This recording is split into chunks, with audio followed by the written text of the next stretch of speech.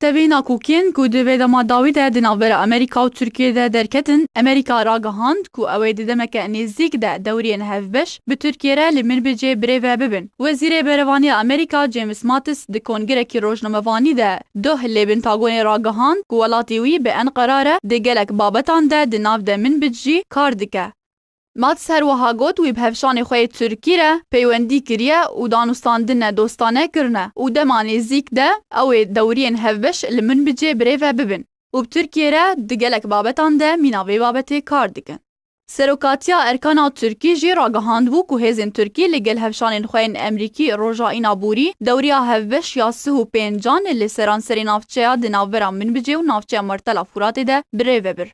Birêvebirina Tirkiyeyê jî dewriyên xwe li nêzîkî Minbicê ji roja 18 Hezêrana borî ve dest pê kirine. Ew jî di çarçoveya nexşereya pêşeroja Minbicê navbera Tirkiye û Amerîkayê de ku li gorî wê nexşereyê divê hemû çekdarên YPG'yên bi ser PYD ve ji Minbicê derkevin û Minbicê ji aliyê Encumena Xwecihî bi çavdêriya Tirkî û Emerîkî ve werê birêvebirin.